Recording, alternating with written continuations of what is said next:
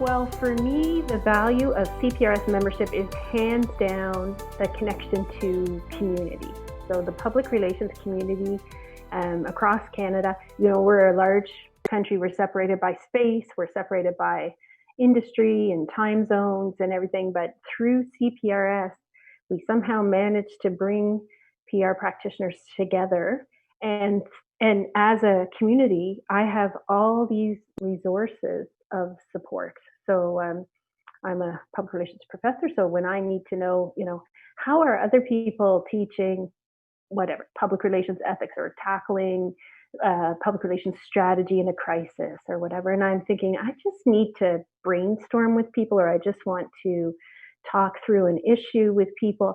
I mean, I have a built-in list of people that I can call, or a community of people that I can just engage with, and I don't have to worry about giving them all the background story. They know what I'm doing and what I need, and it just has this really supportive and helpful feel to it.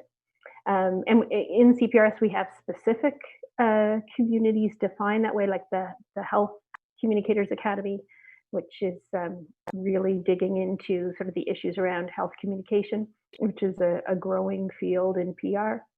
And then I'm part of a group with the public relations, the fellows, College of Fellows, working on developing mentorship and mentoring opportunities for junior practitioners or graduating students, to give them a resource for entering the field, people to talk to, maybe even not in your area of practice, but or in a student's area of interest in terms of career building, but having the experience of the industry, knowing what's required in the profession. And it's more than just, you can read it in the textbook, but when you're talking to someone who can share their day-to-day experience, or give you an anecdote that really resonates, or share their wisdom through campaigns that they've developed, it makes a huge difference. So for me, it's that networking and building of community for communicators and PR practitioners. Well, the number one trend, and I don't even know if this counts as a trend anymore, actually, because it's pretty ensconced at this point, but over the last, I'll say 5 years, but it probably reaches back a few more years, is the impact of social media on public relations practice. And I hesitated there because it's just so ingrained in the profession at this moment. I don't even know if it counts as a trend, but I guess some of the implications of social media are trending. So for example, our students, when they come into the program, they really connect with social media as their primary source for communicating with public or receiving information as audiences themselves. And they really don't have the grounding in traditional communication, that, for example, in my age, my era, we would talk about newspapers, we would talk about opinion leaders who were, people who interpreted the news and were probably on the evening TV news or anchor people or something like that. We would talk about, I guess, community leaders in the sense that their ideas were developed and certainly influencing large group of people. And now through social media, there's still influencers, of course, but it's so much more fragmented, so much more specific in terms of the demographic you're reaching, or the particular Facebook group you're reaching, or whatever you're digging into. So that has really had an effect on how we've changed our way of teaching and our way of communicating in terms of bringing students into, what they need to have for the industry.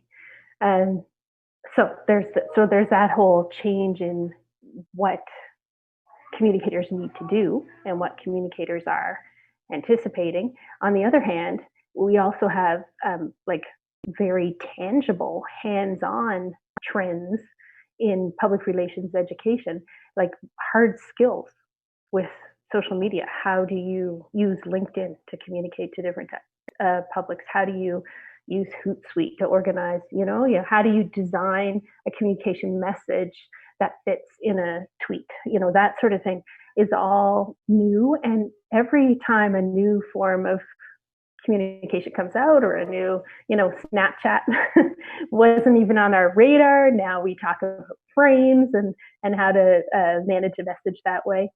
Yeah, that's all coming together. And I think creating this trend of just needing to be more savvy in the computer mediated communication piece of the equation.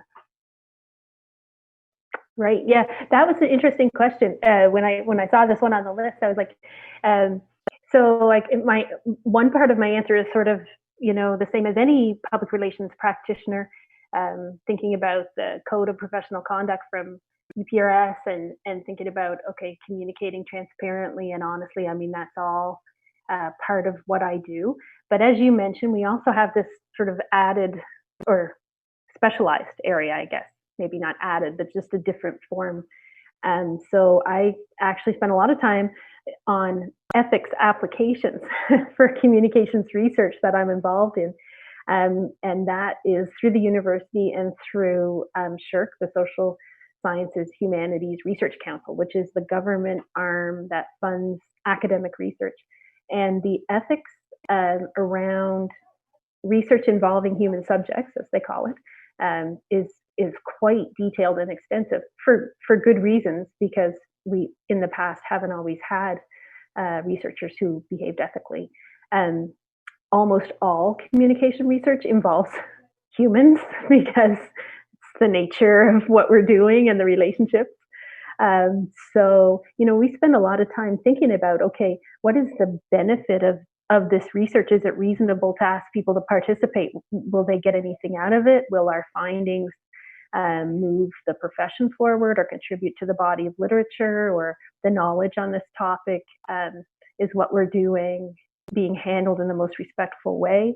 We talk a lot about confidentiality and how you can respect the individual opinions without identifying participants, that kind of thing. We talk a lot about vulnerable groups when we're researching with specific communities that have vulnerable members. How do we make sure that they're protected in the process? And I will say, teaching that, I mean, I'm quite used to it now because I'm doing this all the time, but whenever I bring on a grad research assistant, or I have an undergraduate research course, so we're writing one of those applications, it's all new to the students. And it does make them stop and think about the responsibility of a communicator. I mean, because it's huge, because that relationship is so personal and in some ways intimate in terms of people's thoughts and opinions. You really have to think through the responsibility about asking people, how do you feel about X? So what seems very straightforward to some students when they first come in, I'm working on the study right now where we're asking participants, it's a workplace communication, internal communication study, and we're asking employees, how do you feel when your boss communicates with you in this manner? So it's remote leadership, and how do you feel about emails? How do you feel about face-to-face? How do you feel, that sort of thing? And of course, in order to answer, employees have to tell us about their relationship with their boss and their day-to-day work, just in the examples that they give.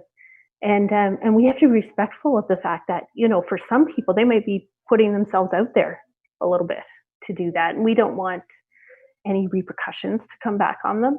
For some people, I mean, even though their comments might be positive, they don't want it distributed throughout the organization, or when we publish the work, we have to protect them. So there's that consideration. And it really does make the students think about, okay, who has power in this relationship?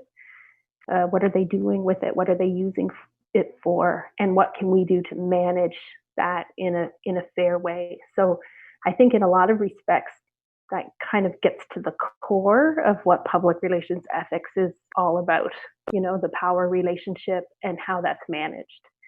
And the other ethical thing that I spend, this is a sadder example that I spend time talking about, is academic integrity. So I do work with students around the ethics of academic production of knowledge and, how you have to credit other people's ideas and what it means to have plagiarized, for example. A lot of the first year students aren't familiar with that concept. They kind of feel like, well, if it's an idea, it's out there, it was on the internet, or it was in the zeitgeist or whatever, I can just grab it and put it in because it's an idea that exists. But, we really have to talk through about what are the conventions around that, but even more deeply, what are the ethical components of the decisions you make around how you use and develop other people's ideas. So it's pretty profound in that way.